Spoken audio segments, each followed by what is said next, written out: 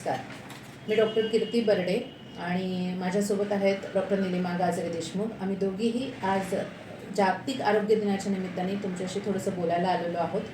सगळ्यांना जागतिक आरोग्य दिनाच्या खूप खूप शुभेच्छा. आरोग्य जोपासणं ही आताच्या काळाची सगळ्यात महत्त्वाची गोष्ट आहे.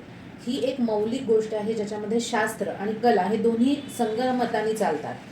रोग होण्याच्या आधी आरोग्य असणं हे खूप गरजेचं आहे, कारण की आरोग्याच्या बाबतीत फक्त रोगी नाही असं नाही आहे, तर तुमचं मानसिक स्वास्थ्य, शारीरिक स्वास्थ्य, भावनिक स्वास्थ्य, आध्यात्मिक आणि सोशल या 5 घटकांचा समावेश आरोग्यामध्ये होतो.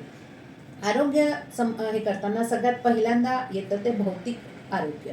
तर भौतिक आरोग्यामध्ये आपण जर आपल्या शरीराच्या विरुद्ध फिजिकल कोशंटमध्ये फिजिकलच्या विरुद्ध काही करायला गेलो तर आपण डिसईज होतो. म्हणजे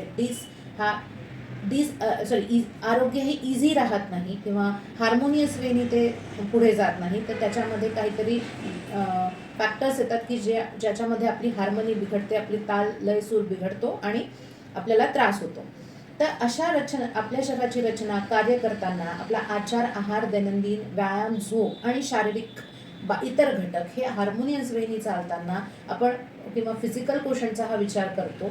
तर याच्यामध्ये मुख्य आचार, आहार आणि व्यायाम हे तिन्ही घटक येतात. तर निलिमा, तू मला सांग की हे कसं चालतं, एकमेकांच्या संगनमताने हे कसं चालतं? तर जसं आजचा जागतिक आरोग्य दिवस आहे, तर या 2025ची थीम अशी आहे की हेल्दी बिगिनिंग्स आणि होपफुल फ्युचर. मग आता होपफुल फ्युचरसाठी तुमची बिगिनिंग म्हणजे तुम्ही न्यू बॉर्न ते आईच्या गर्भामध्ये असल्यापासून ते तुमच्या पुढच्या अडल्टहूडपर्यंत तुमचं आहार, त्याचबरोबर तुमची व्यायाम, ह्या दोन्ही गोष्टी तेवढ्याच महत्त्वाच्या आहेत. या गोष्टींची सुरुवात जर सुरुवातीपासून असेल किंवा गर्भापासूनच असेल तर त्या आईचा आहार, त्या बाळाचा आहार आणि तुमच्या वयाच्या प्रत्येक टप्प्यातला गरजेनुसारचा समतोल, आहारातला समतोल, बॅलन्स डाएट हे महत्त्वाचं आहे. याचबरोबर तुम्ही कोणतीही सवय, आहाराविषयक सवय असेल, अगदी फॉर एक्झाम्पल तुम्हाला सकाळी उठल्या उठल्या गरम पाणी प्यायचं आहे, जोपर्यंत तुम्ही ते 21 दिवस कंटिन्युअसली ही सवय लावत नाही तोपर्यंत ती लागणार नाही. मग ते आजकालचं जे आपण अल्कलाईन वॉटर म्हणतो, जो सगळ्यात महत्त्वाचा घटक बनलेला आहे आपल्या ॲसिडिटीपासून ते कॅन्सरसाठीच्या डाएटमध्ये, तर ती पण सवय तुम्ही 21 दिवस लावली गेली पाहिजे, म्हणजे ती पुढ्यानं पिढ्या तुमच्या घरांमध्ये लागते. त्याचबरोबर आहे तुमचा व्यायाम.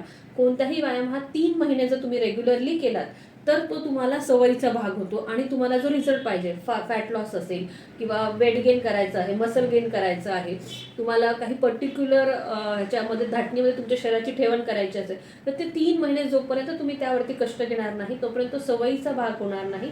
त्यालाच आपण आहार आणि आचार असं या पद्धतीमध्ये करू शकतो. तर याच्यामध्ये झोपेचाही खूप मोठा संबंध येतो ना.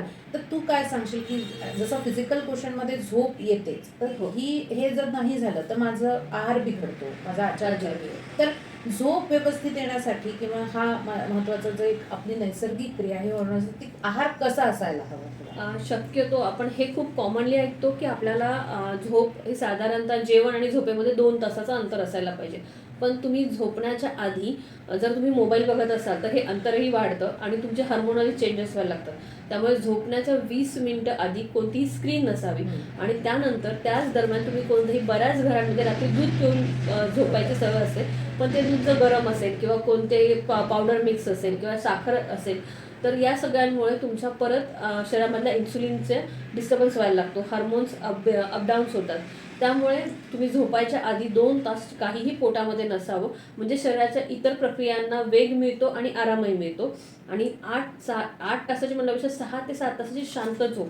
त्यामध्ये मी आवर्जून म्हणेन की शक्य असेल तर ती 20 मिनिटाची योग निद्रा जरी तुम्ही घेतली तरीही तुमच्या शरीराचा समतोल राखायला. विशेषतः आजकाल वेट लॉसमध्ये स्त्रियांचं म्हणणं असतं की आमचा आम्ही सगळं करतो, हेल्दी खातो, एक्सरसाइज करतो, पण वेट लॉस होत नाही. त्यामध्ये पण झोपेचा खूप मोठा वाटा आहे. शांत तुमची 5 ते 6 तासाची झोप आणि दुपारच्या वेळी अतिरिक्त न झोपता तुम्ही एक फक्त छोटीशी नॅप घेणं गरजेचं आहे. तिथे बरेच जण 1 ते 1.5 तासाची झोप घेतात आणि मग संध्याकाळचं जेवढ्या जोमाने करायला पाहिजे त्यापेक्षा आळसावलेले असतात. तर ते न होता दुपारी फक्त एक पॉवर नॅप पाहिजे आणि रात्री 6 ते 7 तासाची झोप पाहिजे आणि झोपेच्या 2 ते 3 तास आधी पोटाला आराम पाहिजे. तर या पद्धतीने आपण त्यावरती काम करू शकतो.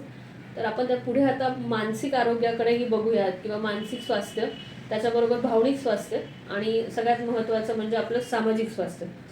जसं आता निलिमा म्हणालीच की आपल्याला आचार, आहार आणि हे सगळं 21 दिवस, 3 महिने, 4 महिने हे सतत सतत करणं गरजेचं आहे.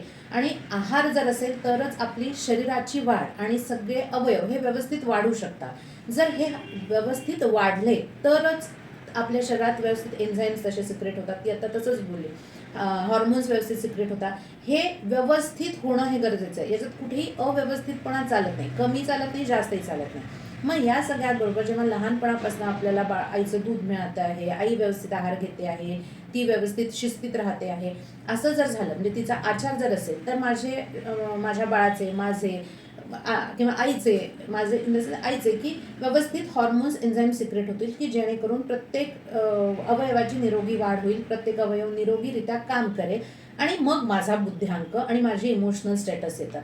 तर इथे जे येतं आहे त्याचा मन आणि बुद्धी ह्या दोघांचा समावेश येतो. मग माझे मन आणि बुद्धी दोघं समन्वयाने चालतील. मग ती माझी विवेकी बुद्धी, माझी बुद्धीची क्षमता, माझे मानस आणि त्याच्यानंतर माझा आत्मविश्वास, माझा निर्भयता, मला कुठलाही फोबिया होणार नाही, घाबरणार नाही, चिडचिड होणार नाही, जेलसी आहे किंवा आळसावलेला आहे, पटकन राग येणं आहे किंवा आता जे लहान मुलांमध्ये लक्षात येतं ADHD आहे, डिस्लेक्झिया आहे, हे सगळे प्रकार मला दिसणार नाही. कारण की मी माझ्या आईपासून माझा आहार व्यवस्थित झालेला आहे, जो मला मिळालेला आहे आणि माझा मग आता बाळाचं व्यवस्थित चालू आहे.